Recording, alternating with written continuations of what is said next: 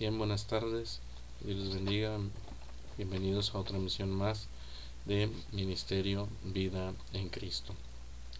Un saludo a todos nuestros hermanos que nos ven, que nos leen y que ahora nos ven desde Madrid, de España. Un saludo también a nuestros hermanos que nos ven allá en Bogotá, en Colombia, y también un abrazo y un saludo a mis hermanos que nos ven allá en San Antonio, Texas, su hermano Humberto, su familia.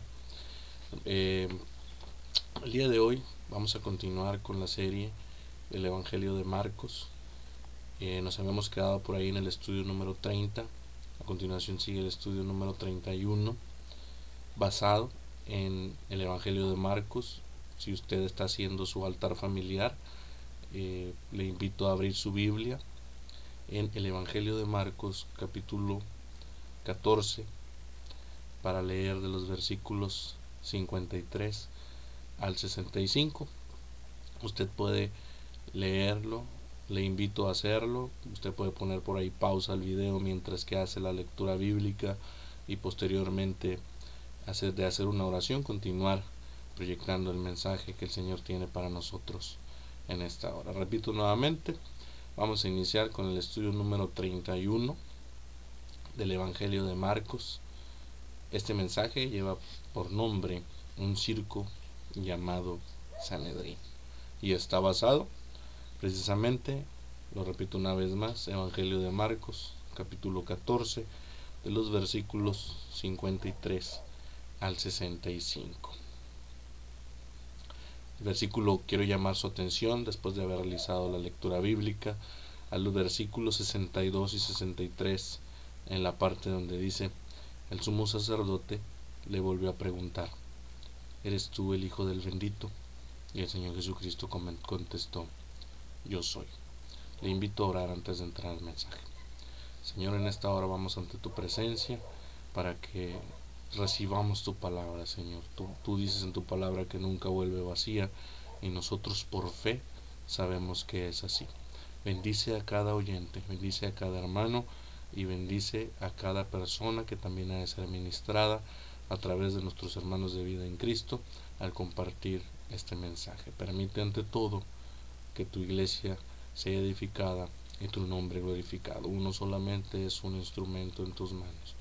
Recibe por siempre la honra y gloria en Jesús nuestro Salvador. Amén. Bien, el sumo sacerdote le volvió a preguntar: ¿eres tú el Hijo del bendito? Yo soy. Un circo llamado Sanedrín. Comenzamos con la introducción.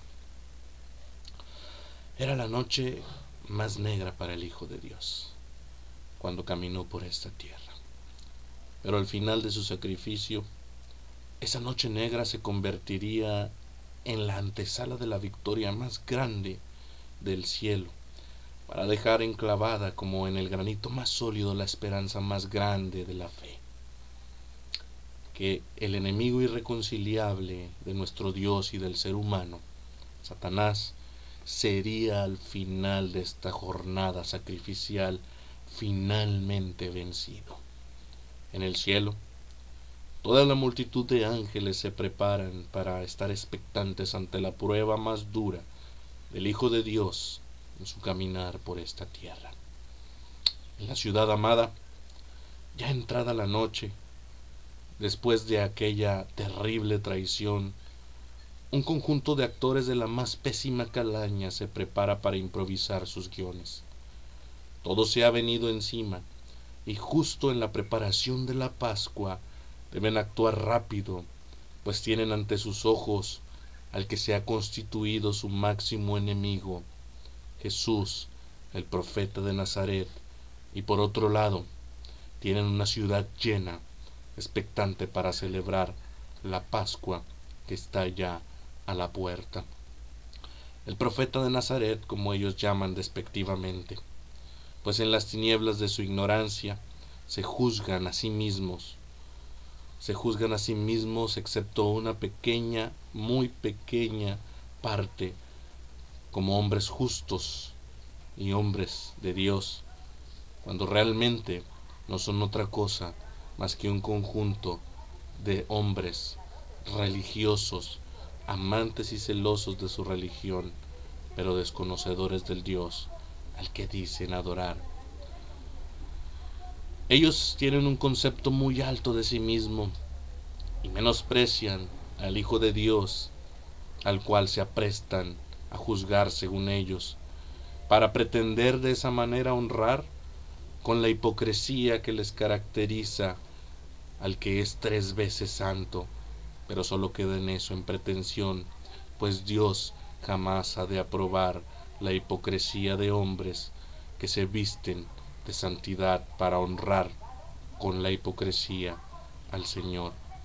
Ellos han constituido toda una estructura legal y religiosa tan maligna como el imperio romano que los oprime, y sólo limitada por éste, alegando ser los descendientes de aquellos 70 sobre quienes descendió el espíritu de sabiduría para juzgar con justo juicio y con temor de Dios, de la mano de Moisés al pueblo de Dios, el cual usted puede leer por allá en Números capítulo 11 versos 16 y 17, alegando ser los descendientes de estos 70 hombres sabios que ayudaban a ministrar en los problemas de Israel. Estos 70 actores malignos, pretendiendo ser de una estirpe de hombres sabios, han constituido toda una parafernalia de leyes y costumbres, sacadas en su mayoría de fantasiosas interpretaciones de la Sagrada Escritura.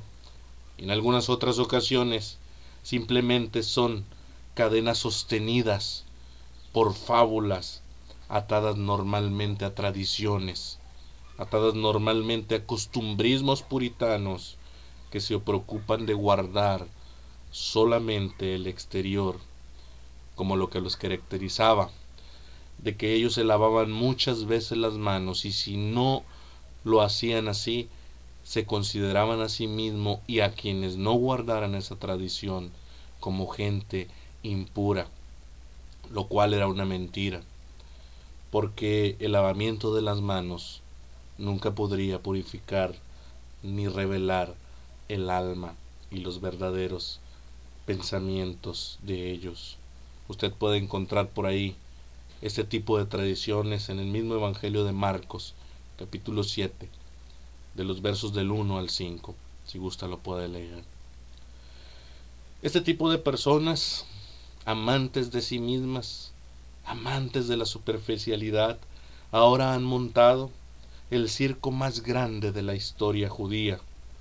Pero a diferencia de los bien llamados actos circenses, a diferencia del espectáculo que a mucha honra han ofrecido y ofrecen durante generaciones estos excéntricos artistas, desafiando el peligro y los riesgos que normalmente implican este tipo de actividad, a diferencia de ellos, este circo llamado Sanedrín no es otra cosa más que una afrenta al buen nombre ganado por estos gitanos del espectáculo. Este espectáculo que se ha montado en esta noche no es para guardar las leyes de Dios, aunque aparenta en lo exterior serlo. No es para guardar las leyes de Dios, pues ni conocen al Dios que dicen guardar, ni le han oído durante más de 400 años, pues todos los que conformaban este malvado espectáculo político religioso llamado Sanedrín formaban parte de una de esas 4 generaciones del silencio de Dios. Y justo cuando estos farsantes de la verdad montan este espectáculo, justo cuando Dios no solamente les volvía a hablar, ya no a través de profetas imperfectos, con virtudes y con defectos, sino a través de su propio Hijo, en el espectáculo más triste y más negro para la nación judía, se encontraban estos 70 varones y el sumo sacerdote pretendiendo juzgar a aquel que fue el Hijo de Dios, y aquel que es nuestro Salvador. Y he aquí, podemos imaginarnos llegando uno a uno a los miembros del Sanedrín, con la pompa que ellos aman, hacen su entrada en medio de la oscuridad de la noche para tomar su asiento, para poner en espera la llegada del sumo sacerdote, la cual daría comienzo a esta parodia del juicio que pretenden actuar. 70 varones forman el concilio. Hay alguaciles en el templo respaldando el lugar. Todo está bien montado. Hay gente caminando, entrando y saliendo. El acusado está en medio de la audiencia, sentada alrededor de él, guardando sobre todo cierta distancia. De pronto, entre el murmullo que se había generado de cada uno de los asistentes, se presenta un silencio casi sepulcral. Hace su arribo aquel hombre vestido indignamente con lo que una vez fue la honrosa vestidura sacerdotal, con lo que una vez fue el ejemplo de santidad que Dios había determinado. Este hombre vestido todo de blanco, con ornamentas de oro, ocupa el lugar principal de la noche frente al acusado. Todos se sientan. El juicio comienza a la señal del sumo sacerdote. Pero no es un juicio en toda la extensión de la palabra, puesto que no se le dará derecho de defensa al acusado. Y es del tipo de los juicios malvados, como aún suelen suceder hoy lamentablemente en nuestros días. Es del tipo de juicios que aún antes de que el primer magistrado pusiera su pie en aquel recinto de maldad, el veredicto de culpable y la sentencia de muerte son ya un hecho antes de iniciar el acto mismo. Por instantes, aquel hombre indigno, vestido de sumo sacerdote de Dios, se siente como el rey del lugar. Su mirada penetrante sobre aquel maestro de Galilea es negra como la noche misma, y se torna cada vez más molesta ante la presencia magistral de Jesucristo, quien, a pesar de estar en el banquillo de los acusados, mantiene su semblante calmo, no está asustado, mantiene su rostro levantado y su mirada mansa pero determinante, en cuyo caso su silencio hasta ahora es la mejor defensa para él, para los pobres actuaciones que intentan hacer los falsos testigos, que aún al intentar acusarlo, en su inútil intento, no convencen ni aún a la misma audiencia en la cual ellos estaban, según nos dice el evangelista Marcos. Solo un conjuro hecho por aquel perverso hombre, usurpador de una investidura que en algún momento fue divina, por ser señalada por Dios, pudo abrir los labios del maestro. Te conjuro por Dios, te conjuro por el Dios viviente, que nos diga si tú eres el Cristo, el Hijo de Dios, nos dice Mateo 26:63. A lo cual el Señor Jesucristo contestó: yo soy. Fue la respuesta solemne de nuestro Señor, parado frente a sus detractores y frente al mundo. Yo soy. Marcos 14:62. Como respuesta ante tal osadía para aquel hombre que pretendía ser el rey del lugar, aquel perverso hombre egresado de la facultad de la mentira, en la universidad del infierno, rasga sus vestidos en aparente señal de indignación. Nada menos y nada más alejado de la ley que eso. El acto principal culmina con la conmovedora indignación del sumo sacerdote para lo que, según él, ha sido una blasfemia, la blasfemia que han oído sus castos, entre comillas, sus castos oídos. El pecado del acusado, decir la verdad. Su condena, la muerte inminente.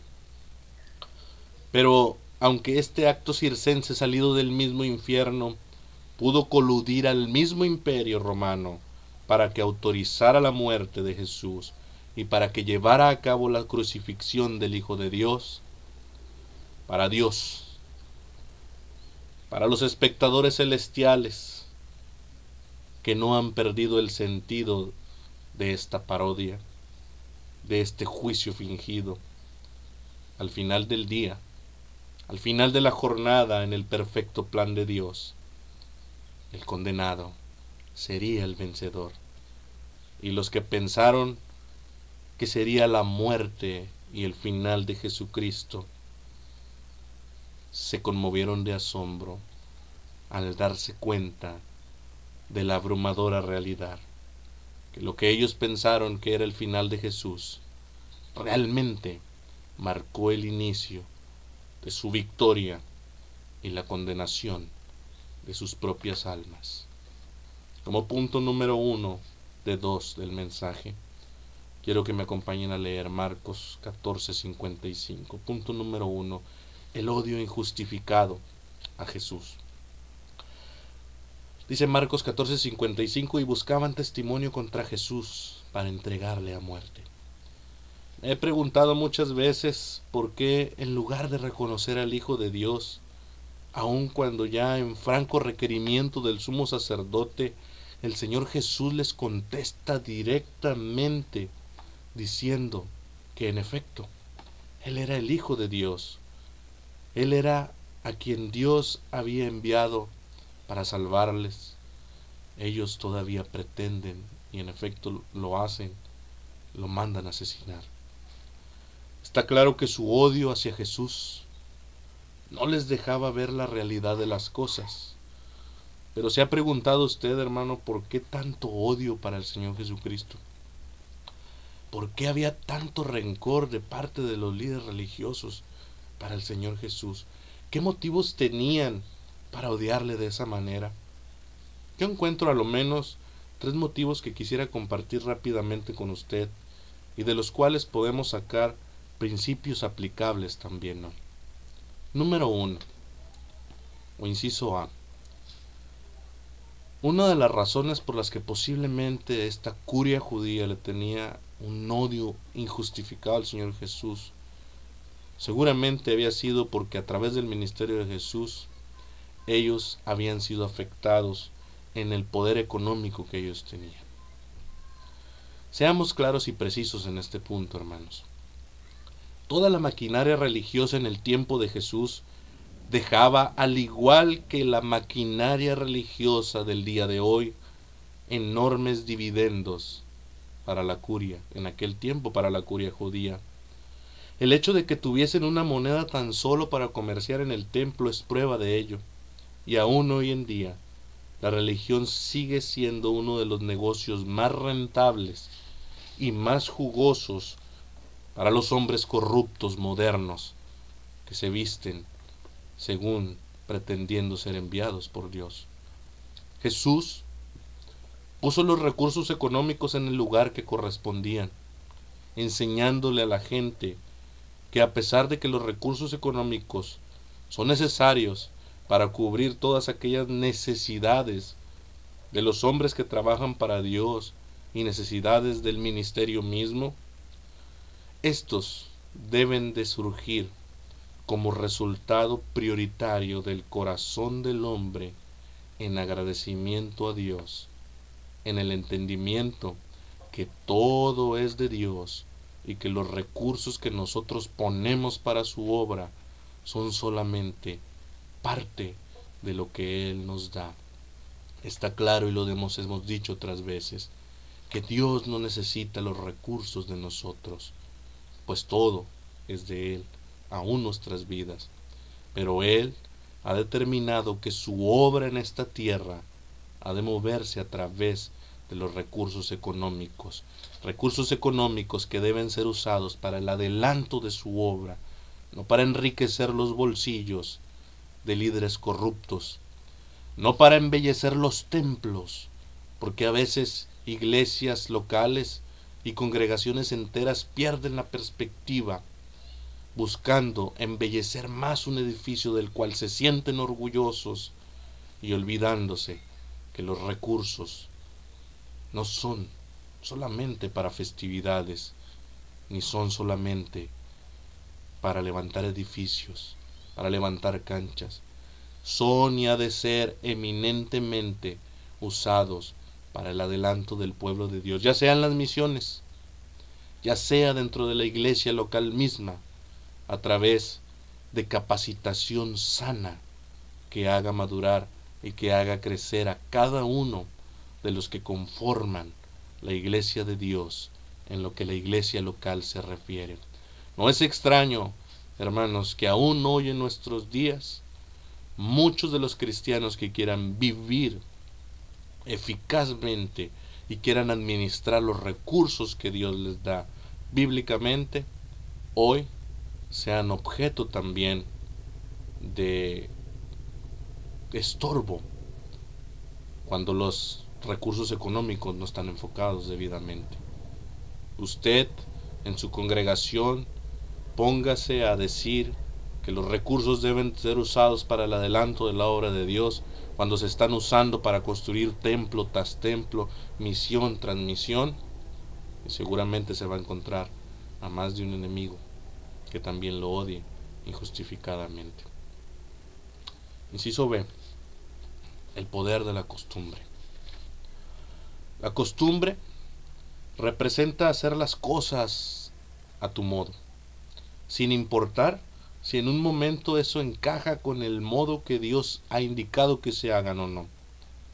Normalmente nacen de pensamientos hechos a conveniencia de quien los impone, más que de una correcta interpretación del principio establecido por Dios, el cual, cuando se interpreta perfectamente, es totalmente aplicable al marco histórico-cultural que se esté viviendo. Por ejemplo, la costumbre de lavar muchas veces las manos que veíamos hace unos momentos era aplicable en el desierto para purificar sus cuerpos y mantener su salud. Ya en la ciudad, el hecho de lavar las manos no era necesariamente lo importante, sino la purificación del alma y no solamente del aspecto físico.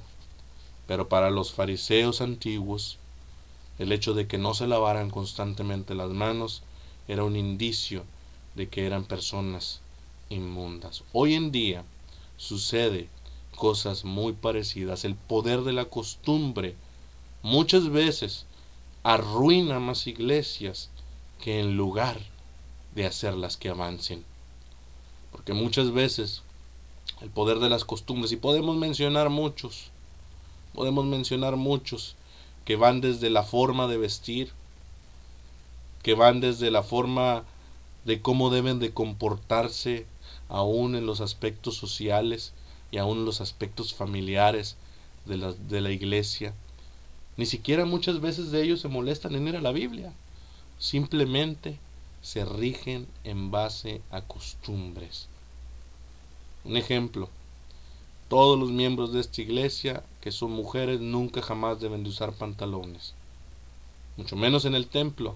Pero también, si alguno de los líderes sabe que alguna de las hermanas usa un pantalón, sin importar que afuera o adentro esté el clima a menos 10 grados centígrados, normalmente terminan molestando, terminan disciplinando a este tipo de hermanos injustamente.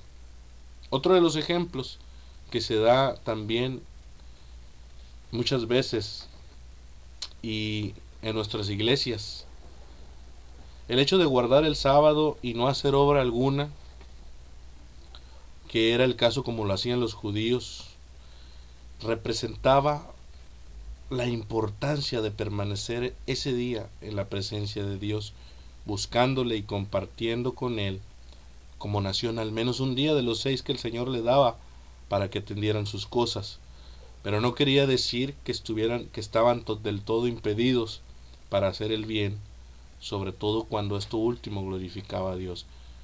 Eso es hablando de una costumbre antigua. Hablando de una costumbre moderna, sobre todo hoy en nuestras iglesias bautistas, el hecho de la ordenación. El hecho de la ordenación no tiene un sustento bíblico. Pero cuántas veces hemos oído con mucha vehemencia decir, solo un pastor ordenado puede ministrar la cena del Señor y puede realizar bautismos. Y de esta manera, lamentablemente, muchos siervos de Dios han sido impedidos de servir al Señor por el poder de la costumbre y el poder de la tradición. Está claro que la iglesia de Dios, así como el hombre es un hombre cambiante, la iglesia de Dios también debe de ir cambiando. Los principios de Dios son los que nunca cambian. Los principios de Dios nunca cambian. Pero frases como es que nosotros siempre lo hemos hecho así, deben de ser analizadas en el contexto de la decisión que se esté tomando. Posiblemente pueden ser, en muchos de los casos, meramente costumbres que no tengan fundamento bíblico y que malamente estén rigiendo como si fueran la misma palabra de Dios. Inciso C, el poder de la dominación. Este sin duda es el tipo de poder más adictivo, el cual lo tenían los líderes religiosos y el cual aún hoy día sigue existiendo lamentablemente. Miguel A. Careaga, en su libro La Santa Inquisición, escribe: el poder absoluto corrompe absolutamente. Después de siglos de ostentar la máxima autoridad, la curia judía da el paso entre ser los dignos representantes de Dios, quien les dio la autoridad en su momento para guiar y enseñar al pueblo, y da el paso entre pretender ser ellos mismos la fuente de autoridad, provocando el dominio absoluto sobre el pueblo y supeditándolos a su voluntad. El hecho de que Dios no hablase durante 400 años, el hecho de que todo el poder religioso y político cayese sobre el sacerdocio judío, implicó en un momento dado, como lo hemos dicho, en que ellos se olvidaran que eran solo instrumentos y comenzaran a sentirse la fuente de autoridad. El mayor error con el mayor costo, aún hasta nuestros días. Porque hoy en día, aunque no lo crea, hermano, este tipo de poder, el poder de dominación o el poder de dominio sobre otras personas, este tipo de poder crece lamentablemente en muchas de nuestras iglesias locales en todo el mundo. Y lamentablemente para la iglesia de Dios, los que una vez comenzaron como siervos, por ser presas de este absolutismo, pretenden ahora ciegamente ser señores de lo que son solo siervos, señores de la iglesia, de la cual no es suya, sino de Dios, sintiéndose con la facultad de aceptar o expulsar o criticar y juzgar en la vida no solamente espiritual ya de los miembros de la iglesia, sino también en la vida social, diciéndoles con quiénes deben relacionarse o con quiénes no deben relacionarse, diciendo frases tan tontas como no debes de ir a una fiesta familiar porque ellos no son cristianos, y luego ¿cómo los vas a ganar para Cristo? Cuando uno debe de ser ejemplo. Muchas veces este tipo de líderes dominantes pretenden regir aún en los aspectos legales. Lamentablemente escuchaba y platicaba con algunos de los hermanos de nuestra iglesia que él alguna vez tuvo un problema con otro hermano en Cristo y que precisamente por consejo de aplicar lo que Dios dice, sopórtense unos a otros, no realizó una demanda que debería de haber hecho, porque muchas veces hacemos malas interpretaciones de la Escritura. Hermanos, delitos se han cubierto para, escuche usted, salvaguardar entre comillas el buen nombre de la iglesia. Pero al hacerlo, los hermanos se han vuelto cómplices del poder absoluto. Cuando vemos casos de abusos de confianza, ¿qué ha dicho la iglesia en muchos de los casos? No demanden, no llevemos al juicio, resolvámonos internamente. Dios se ocupará de ellos, olvidándonos que Dios ha establecido también leyes para que se cumplan dentro de los países en que nos ha permitido vivir. No es raro, entendiendo esto, que aún hoy en día, para el Hijo de Dios que pretende vivir bíblicamente en una iglesia corrompida por alguno de estos tres tipos de poder, sea tenido también, en muchos de los casos, como enemigos irreconciliables de Dios, entre comillas.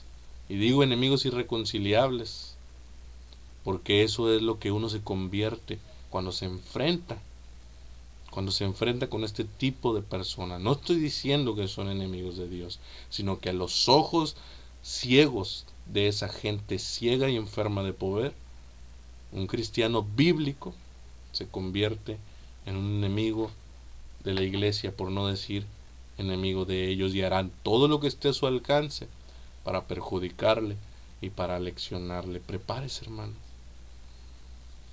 Muchas veces, muchos otros hermanos, por vivir bíblicamente dentro de iglesias corrompidas con todo esto que hemos hablado, son tenidos por hermanos rebeldes, por no querer sujetarse, no a la palabra de Dios, sino por no querer sujetarse a los mandamientos establecidos por hombres. Ha llegado el caso, y en lo particular, en un momento nos tocó, en algún momento de la iglesia, de una iglesia en que estuvimos, llegó el punto en el que el pastor pedía un voto de lealtad para poder ser miembros. Imagínese usted hasta dónde llegan algunos de este tipo de personas. Algunos otros han sido puestos con el título de carnales, solamente por no querer sujetarse a las costumbres que ellos han determinado y que han suplantado, con que han suplantado la palabra de Dios. Número 2. El circo llamado Sanedrín. Cuando una iglesia toma ese tipo de liderazgo y cuando una iglesia se corrompe con este tipo de poder, el poder económico, el poder de la costumbre y el poder de la dominación, deja de ser iglesia, por lo menos en el sentido bíblico, porque la iglesia local y universal tienen un propósito, de ser luz en medio de un mundo de tinieblas, de buscar el adelanto del pueblo de Dios a través de que cada hijo de Dios vaya creciendo en madurez, en pos de la santidad, para encontrarse algún día con el Señor, sea que el Señor venga o sea que Él nos llame primero. Cuando una iglesia se llena de este tipo de costumbres y de este tipo de poder corrupto, deja de ser iglesia y entonces comienza la función más funesta, más negra y más triste. Se convierte en eso, en un circo. ¿Qué más necesidad tenemos de testigos?, exclamó el usurpador sacerdote que ocupaba el puesto principal en el concilio. Marcos 14:63. Hermanos, este es el mensaje de parte de Dios para ponerle mucha atención. Lamentablemente hoy en la iglesia de Dios, en muchas de nuestras iglesias locales, se han formado muchas especies de sanedrines modernos. A lo mejor no son conformados por 70 ancianos, quizás están formados por un solo líder o por un conjunto de líderes. O quizás también están formados por alguna familia o grupo de familias, entre comillas, de renombre. Y sí, entre comillas, porque ese renombre no lo han ganado por ser ganadores de almas o ser ejemplos dignos de lo que Dios dice. Ese renombre no lo han ganado, mucho menos por mostrar un liderazgo maduro y bondadoso que refleje el carácter de Cristo. Más bien, su renombre ha sido forjado por guardar rigurosamente las costumbres y las estrechas interpretaciones que se han seguido por años de las escrituras de ellos sin importarles si están bien fundamentadas o sin importarles si están bien interpretadas. Pero como siempre lo han interpretado en esa iglesia así, asumen que así debe ser, sin importarles si es lo que Dios dice. Y hoy por hoy, el circo funesto creado en el corazón mismo del infierno, muchas veces comienza a dirigir la iglesia local de Dios, llegando un punto en que todas las actividades, muchas veces de la iglesia, no son otra cosa más que un mero activismo religioso, porque las familias no crecen, porque las familias que la forman no saben cómo interactuar bíblicamente, los padres no saben cómo interactuar con sus hijos, los hijos normalmente terminan aborreciendo a sus padres y terminan aborreciendo a Dios por ver que sus padres son uno en la iglesia y son otros en sus casas. Son iglesias que no van a ningún lado. Todo es un círculo de actividades que se termina y vuelve a comenzar cada año, pero no hay visión, no hay metas, no hay objetivos. Son sanedrines que se atreven a hablar con tradición y se atreven a decir que son voz de Dios, como es el hecho de que en nuestras iglesias bautistas, como ya lo decía, se dice muchas veces que ningún pastor puede ministrar el bautismo si no es solamente ordenado. Pero la ordenación no es otra cosa más que una tradición. Y como decíamos anteriormente, muchos de esta manera, a través de costumbres, han sido impedidos de servir legítimamente al Señor. Hermano, si usted después de este mensaje reconoce estar en una iglesia así, en una iglesia que pretende serlo, pero que no es otra cosa más que un circo religioso, si reconoce amar a Dios y reconoce estar en una iglesia así, por favor, en el nombre de Dios, salga de allí. Salga de allí, siga a su Señor, no siga la voz de líderes corruptos o de iglesias contaminadas por miembros y familias corruptos que no dejan actuar al buen liderazgo. No se preocupe, el Señor es fiel y le llevará a la iglesia sana en la que quiere que usted crezca. Como conclusión, el juicio del Señor en esa noche termina aún antes de haber comenzado, pero todavía falta un poco más para culminar el precioso sacrificio que Jesús ha de hacer. Antes que el día comience, una traición por el miedo de uno de sus principales discípulos de Jesús será llevada a cabo. El látigo de hierro romano debe ser todavía descargado sobre los hombros del precioso Salvador. Pero el veredicto de esta noche no es solo para el acusado. Dios en su soberanía determinó quebrantar y exhibir hasta nuestros días el circo religioso que pretendieron y que montaron unos cuantos hombres queriendo, según ellos, representar a Dios, pero quedando exhibiendo sus malvados y verdaderos motivos, para que nunca jamás un verdadero hijo de Dios o una verdadera hijo de Dios participaran de un circo parecido.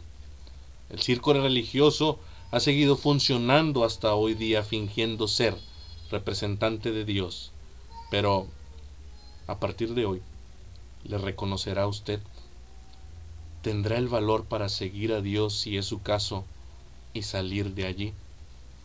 Dios les bendiga ricamente.